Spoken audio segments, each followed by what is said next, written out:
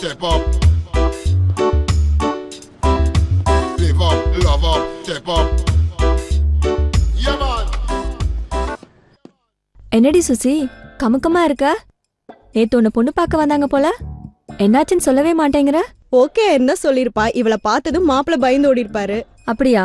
அவர்கிட்டயும் போய் வாயாடிட்டியா? நான் எங்கடி வாயாடுறது? மாப்பிள்ள பேக்ரவுண்ட் கேட்டதும் நான் தான் வாயடைச்சு போயிட்டேன். ரொம்ப வசதியான ஃபேமிலியாடி? ரொம்ப வசதியான ஃபேமிலியா இருந்தா என்னையும் பொண்ணு பார்க்க வர போறாங்க. வசதியான பொண்ணு தானே தேடி போவாங்க. அப்படி என்னடி பேக்ரவுண்ட் இருக்கு? பெரிய ஃபேமிலிடி. மாப்பிள்ளைக்கு 2 அண்ணன். 2 அண்ணனுக்கும் கல்யாணம் ஆயிடுச்சாம். ஒரு தம்பி 2 தங்கச்சி. இன்னும் தங்கச்சி 2க்கும் கல்யாணம் ஆகலையாம். எல்லாரும் ஒரே வீட்ல கூட்டு குடும்பமா இருக்காங்களாம்.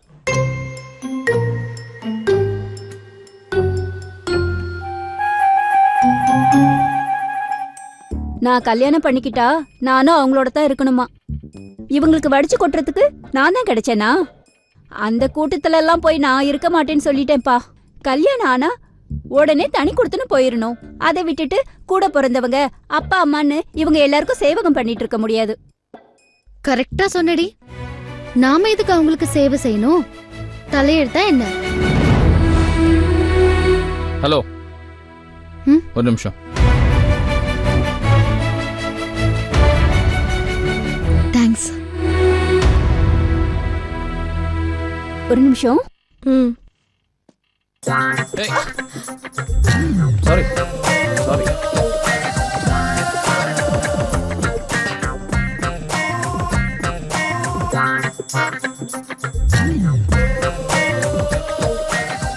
ஏய், யாரு அவன்? புது கிளைண்டா?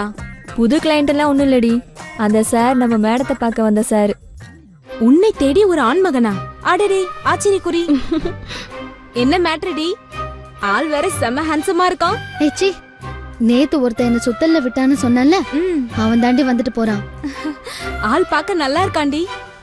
சரி, நம்பர் இருக்கா? ஒத்த வாங்க போற.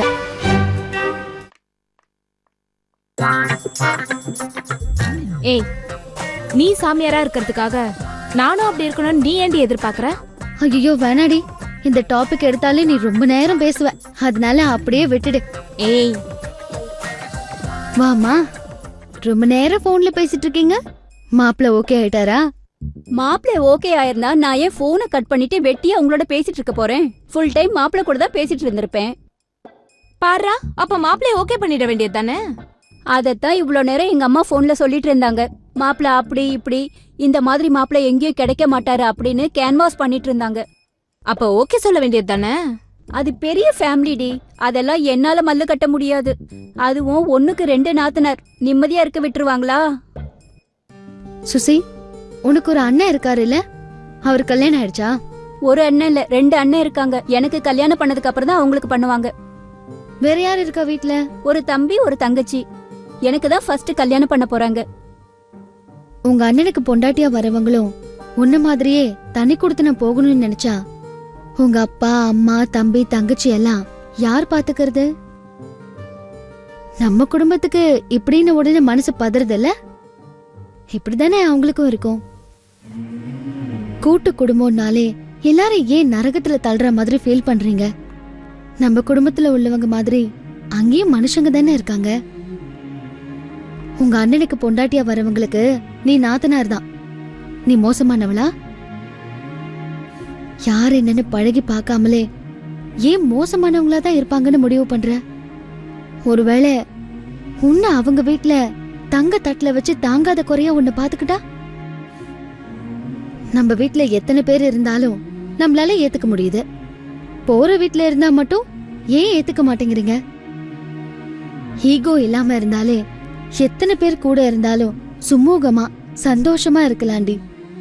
நீ போற வீட்ல இது ஏன் வீடு ஏன் குடும்பம்னு இருந்து பாரு, அந்த வீடு உன்னை தாங்கும். இதுக்கு எக்ஸாம்பிளா நிறைய குடும்பம் இருக்கு. அதை விட்டுட்டு போகும்போதே நாத்தனார்னா டார்ச்சர் பண்ணுவா, மாமியார்னா கொடுமைப்படுத்துவாங்கன்னு அவங்களெல்லாம் எதிரியாவே நினைச்சிட்டு போனா போன மறுநாளே சண்டை தான் வரும். கடைசியா ஒன்னே ஒன்னு சொல்றேன் சுசி, உங்க வீட்டுக்கு வர உங்க அண்ணன் பொண்டாட்டி உங்க குடும்பத்தை பிரிக்கிறத உன்னால ஏத்துக்க முடியுமா? முடியாதுல்ல? அதே மாதிரிதான் மத்த குடும்பமும் அத முதல்ல யோசி. அதுக்கப்புறம் இந்த மாப்பிள்ளை வேணுமா வேணாமான்னு முடிவு பண்ணு. வாடி.